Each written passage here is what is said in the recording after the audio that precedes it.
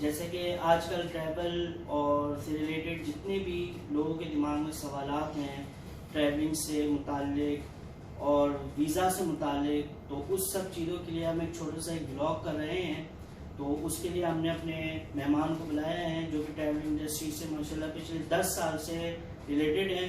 तो आए उनसे कुछ सवालात करते हैं और आप व्यूअर्स के लिए, आपकी आसानी के लिए इनसे मालूमात करते हैं कि क्या किस तरह हो सकता है। जी हफीज साहब कैसे हैं आप? मैं ठीक हूँ, आप सुनाएं, खैरियत से आप दोनों लोग? अल्लाह का शुक्र, ठीक ठाक। अच्छा, आजकल जो चल रहा है कि जिस तरह एम्प्लॉयमेंट वीज़ा के अंदर के अब बंदों को अपने मुल्क जाना पड़ता है, यहाँ स्टेटस चेंज नहीं होता है, अब जो मतलब लॉ है, तो इसके बारे में आप क्या कहेंगे? देखें, ऐसी बहुत ज़्यादा क्यूरीज हमें भी डेली बेसिस पे रिसीव होती हैं।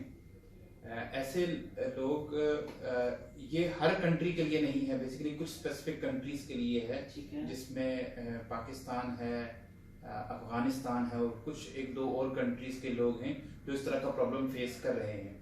तो ऐसे लोग जिनके विजिट से रेजिडेंस में वीज़ाज कन्वर्ट हुए और चेंज स्टेटस नहीं हो सकता, तो वो हमसे अप्रोच कर सकते हैं।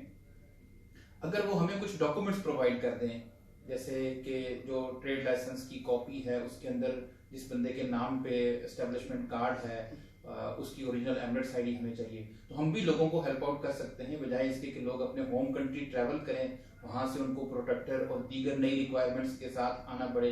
या उसका दूसरा वे ये भी हो सकता है कि इस वक्त एयरलाइन की तरफ से ओमान, मस्कत, बहरीन, कवैत और कतर के इन आउट प्रॉपर हुआ करते थे। एयरलाइंस लेके जाया करती थी लोगों को और विद इन 40 मिनट्स रनवे से ही लोग रिटर्न आ जाया करते थे। इस तरह से वो यूएई से एग्जिट भी हो जाते थे और वापस इन भी हो जाते थे, क्योंकि एयरलाइन की तरफ से इस वक्त इन आउट का प्रॉपर फ्लाइट्स वो भी बंद हैं। तो उसका भी वे आउट हमारे पास मौजूद है। एक तो ये है डॉक्यूमेंट्स की शेप में, और दूसरा हम एक किसी भी टूरिज्म कंट्री का उनको 1 नाइट होटल रिटर्न टिकट दे सकते हैं, जिसके अंदर उनका इन आउट भी हो जाएगा और वो यूएई से आउट एक दिन या एक रात गुजार के वापस भी आ सकते हैं। तो प्रॉब्लम का सलूशन है, लोग हमसे कांटेक्ट करें और जो जिस बंदे का जिस तरह का इशू होगा उसके मुताबिक उसको एड्रेस किया जाएगा। जिस तरह आपने कहा कि हमें प्रोटेक्टर की जरूरत होती है और आप कह रहे हैं कि ओमान से इन आउट हो सकता है, तो उसमें प्रोटेक्टर किस तरह होगा फिर? नहीं, उसमें प्रोटेक्टर बेसिकली जरूरत होती है अपने होम कंट्री से आने के लिए। ठीक है। बेसिकली इसमें इंश्योरेंस इन्वॉल्व होती है और जो बंदा जिस कंट्री का पासपोर्ट होल्डर है उस कंट्री के लेबर लॉज इन्वॉल्व होते हैं, तो उसमें उनकी 2 इयर्स की इंश्योरेंस इन्वॉल्व होती है। तो कई लोग यूएई से आउट नहीं जाना चाहते, वो चाहते हैं कि हमारा यहीं पर हो जाए। डिफरेंट आमिर सेंटर्स और गवर्नमेंट रिलेटेड सेंटर्स के अंदर उनको मुश्किल पेश आ रही है, बट जिसको मुश्किल पेश आ रही है वो हमसे कांटेक्ट करें, डॉक्यूमेंट्स प्रोवाइड करें, हम हेल्प आउट करेंगे। ठीक है, क्योंकि कहने का मकसद यही है कि अगर कोई इन आउट नहीं करना चाहता तो वो बिल्कुल बेफिक्री से होकर हमसे कांटेक्ट करे, या तो डॉक्यूमेंट शेप के अंदर भी, या कोई ट्रैवल करना चाहता है एक रात के लिए भी ओमान वगैरह के लिए, तो वो सुकून से हो सकता है, यहाँ से पॉसिबिलिटी है, कोई इतना मुश्किल काम नहीं है। जैसे सेकंड सवाल आपसे, आजकल जो चल रहा है शो मनी के बारे में, सेकंड सवाल ये है कि अगर फर्ज करें कोई लेडीज आ रही हो, उनके हस्बैंड यहाँ पर हों, वो विजिट पर आ रही हो, और जिस तरह कहा गया है कि 5000 दिरहम शो मनी होना चाहिए, तो क्या कहते हैं आप कि वो लेडीज को भी बोरो करना, मतलब कैरी करना जरूरी है वो कैश, या वो उनके हस्बैंड के एमिरेट्स आईडी वगैरह के ऊपर वो आ सकती है? अच्छा, इसके रेलिवेंट इस क्यूरी से हटकर और भी डिफरेंट क्वेश्चंस लोगों के जहन में होंगे। मैं कोशिश ये करूंगा कि आपके जहन में और जो हमारे नाजरीन हैं जो हमें देख रहे हैं इस वक्त, उनके जहन में जो भी क्वेश्चंस हो उसको मैं पॉसिबली एड्रेस कर सकूं। देखिए, दुनिया भर में जेन्युइन ट्रैवलर्स को कभी कोई इशू नहीं रहा, वो जिस कंट्री में मर्जी ट्रैवल करें। इशू कहाँ पर आ जाता है, जब लोग अनस्किल्ड लोग ट्रैवल करते हैं या नॉन एजुकेटेड लोग ट्रैवल करते हैं। तो बेसिकली हम इस इंडस्ट्री से इन्वॉल्व हैं, इस इंडस्ट्री में हैं, और आए रोज हमारी लोगों से छोटे से लेकर बड़े कामों तक हमारी लोगों के साथ इन्वॉल्वमेंट रहती है। तो हमें अपने लोगों को भी एजुकेट करना चाहिए, बेसिकली फैमिलीज के लिए और उन लोगों के लिए जो यहाँ पर जिनके रिलेटिव्स यहाँ पर मौजूद हैं, direct blood relatives, brother, mother, sister, father, ऐसे जिनका डायरेक्ट पासपोर्ट के थ्रू कनेक्शन जमता है, उनको ट्रैवल करने में कोई मुश्किल नहीं है। स्पेशली आपने फैमिलीज के रेलिवेंट क्वेश्चन पूछा, तो फैमिलीज को शो मनी की जरूरत नहीं है, उनके हस्बैंड यहाँ पर हैं, हस्बैंड अपनी passport copy, visa copy, Emirates ID की कॉपी उनसे शेयर कर सकते हैं। अगर किसी का भाई आ रहा है यहाँ पर और दूसरे भाई के नाम पे यहाँ पर कोई फ्लैट रेंट आउट उसने किया हुआ, उनके नाम पे इजारी है, तो वो इजारी शेयर कर सकते हैं, अपना हाउसिंग कॉन्ट्रैक्ट शेयर कर सकते हैं, तो उनको भी इशू नहीं आएगा। इशू कहाँ पर आता है, जब लोग ट्रैवल करते हैं उनसे पूछा जाता है कि आप कहाँ पर रहेंगे, उनको नहीं आइडिया होता कि हम कहाँ पर रहेंगे।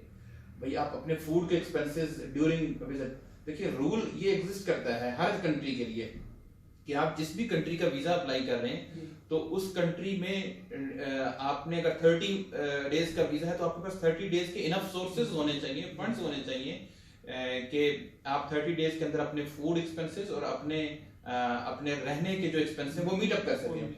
इसी तरह से अगर आप 90 डेज के वीजा के ऊपर जा रहे हैं, लॉन्ग टर्म वीजा के ऊपर, तो आपके पास 90 डेज के भी इनफ फंड्स होने चाहिए। बट फैमिलीज के लिए और उन लोगों के लिए जिनके डायरेक्ट ब्लड रिलेटिव्स यहाँ पर हैं, उनको अपने डॉक्यूमेंट्स सेंड कर दें। वो जेन्युइन ट्रैवलर्स हैं, उनको इमिग्रेशन कभी नहीं रोकती। हाँ, ये जरूर है कि बंदे को बात करनी पड़ती है, बोलना पड़ता है, बताना पड़ता है कि मेरा फलाना भाई, मेरी बहन, मेरे फादर मदर फलाने जगह में उनके पास मिलने के लिए जा रहा हूँ, तो उनको कोई इशू नहीं है। चलें, जैसा कि उन्होंने कहा कि अभी शो मनी वगैरह के, वो देखो ऑब्वियसली सी बात है कि अगर आप कहीं किसी कंट्री में जा रहे हैं तो आपको इतनी रिसोर्सेज होने चाहिए कि आप जितने टाइम के लिए जा रहे हैं कम से कम आपके पास इतने होने चाहिए। तो इस तरह ये है कि फैमिलीज वगैरह के लिए भी कोई इतना इशू नहीं है, वो एक नॉर्मली जारी वगैरह के साथ आ सकते हैं, कोई इशू नहीं है। सर आदिल भाई, आप कुछ पूछना चाहें? जी सर, मेरा आपसे ये सवाल है कि अभी जिस तरह से जो है यहाँ पर लोग हैं वो 3 मंथ्स के वीज़ा पर आए, वो एक्सटेंड करना चाह रहे हैं उस वीज़ा को, तो रूमर्स आ रही हैं कि अब मजीद एक्सटेंड नहीं हो सकता, तो इस बारे में आपके पास जो है क्या इन्फॉर्मेशन है ताकि हम जो है वो अपने नाज़रीन को इससे आगाह कर सकें? देखिए, हम भी डेली बेसिस पे बहुत ज़्यादा टेलीफोनिक कॉल्स, हमारे सोशल मीडिया प्लेटफॉर्म्स के ऊपर लोग क्वेश्चन करते हैं, ऑफिस के ऊपर कॉल करते हैं, डिफरेंट टाइम पे डिफरेंट रूमर्स मार्केट में होती हैं और वो अनप्रोफेशनल लोगों की वजह से होती हैं। अगर कभी भी किसी को ट्रैवल टूरिज्म से रेलिवेंट या ट्रैवल इंडस्ट्री से रेलिवेंट कोई बात पूछनी है तो वो उसी के ऊपर रिलाई करे जो एक्सपर्टीज हों उस इंडस्ट्रीज के। तो इन आउट के अंदर और इनसाइड कंट्री वीजा चेंज के अंदर कोई इशू नहीं है। डिफरेंट रूमर्स मैंने भी, मेरी नजरों से भी गुजरी हैं कि नेक्स्ट मंथ से ये स्टॉप हो रहे हैं वीजास, ऐसा कुछ भी नहीं है। सब लोग नॉर्मली वीजा प्रोसेस कर रहे हैं इनसाइड कंट्री, डेली बेसिस पे हम भी प्रोसेस कर रहे हैं, हो रहे हैं। हाँ, अगर किसी का कोई और इशू हो इमिग्रेशन में या कोई और रेलिवेंट इशू हो, उसकी वजह से उस बंदे का वीजा ना हो सका हो, तो वो सबके ऊपर एप्लीकेबल नहीं होती ये चीज। तो अगर किसी का कोई ऐसा इशू है वो भी हमसे शेयर कर सकता है, उसका भी हम उसको सोल्यूशन गाइड करेंगे। इसके बाद नेक्स्ट क्वेश्चन ये है कि जो वैक्सीनेटेड पर्सन है, जो फुली वैक्सीनेटेड हैं, अभी इन टाइम उनका क्या सिचुएशन है कि वो फुली वैक्सीनेटेड है या बूस्टर उनको लगवानी है, या जो एक वैक्सीन है जिनकी, वो कुछ पाकिस्तान की ऐसी वैक्सीन हैं जिनके साथ PCR रिक्वायर्ड है, तो इस बारे में आपके पास क्या इन्फॉर्मेशन है अपडेटेड, वो काइंडली व्यूअर्स के साथ हम शेयर करें। देखिए, मोस्टली कंट्रीज में जो वैक्सीन्स लगी हैं वो WHO से अप्रूव्ड वैक्सीन्स लगी हैं, लेकिन इसके अलावा कुछ ऐसी वैक्सीन्स भी हैं जो 1 डोज वैक्सीन है। अगर आप पर्टिकुलर पाकिस्तान की बात कर रहे हैं तो पाकिस्तान की जो वैक्सीन्स हैं उसमें 2 वैक्सीन्स ऐसी हैं जो 1 डोज वैक्सीन है, उनके साथ PCR भी होना चाहिए। वैक्सीन भी है पर PCR भी होना चाहिए। या तो उन वैक्सीन्स के साथ आदमी को बूस्टर डोज लगवा लेनी चाहिए या PCR के साथ ट्रैवल कर सकता है वो। और इसके अलावा मोस्टली कंट्रीज के अंदर 2 डोज वैक्सीन हैं। अब क्योंकि कोविड का इतना ज्यादा प्रॉब्लम वर्ल्ड वाइड नहीं रहा, बट इसके बावजूद जो ट्रैवलिंग रूल्स हैं वो इतनी तेजी से चेंजिंग उनके अंदर हो रही है कि अगर आप किसी अननोन डेस्टिनेशन के ऊपर ट्रैवल करते हैं या किसी कोई नई ऐसी जगह पर ट्रैवल करते हैं जहां पर रेगुलरली ट्रैवलर्स आपके पास से अपनी फ्लाइट टिकट्स बुक नहीं कर रहे और नहीं आइडिया, तो उसके लिए आपको पर्टिकुलर कंट्री की वेबसाइट पे जाकर करंट ट्रैवलिंग रूल्स को फॉलो करना है। आप एयरलाइन को कॉल करके कोविड से रेलिवेंट करंट रूल्स भी ले सकते हैं। बट अगर हम पाकिस्तान, इंडिया और एशियन कंट्रीज की बात करें तो जिन लोगों को भी 2 डोज वैक्सीन लगी हुई हैं वो इजीली ट्रैवल कर सकते हैं, उनको कोई मुश्किल नहीं है। और ऐसे लोग जो नॉन वैक्सीनेटेड हैं बट वो ट्रैवल करना चाहते हैं तो वो भी PCR करवा के ट्रैवल करवा सकते हैं। कर सकते हैं, कोई इशू नहीं है।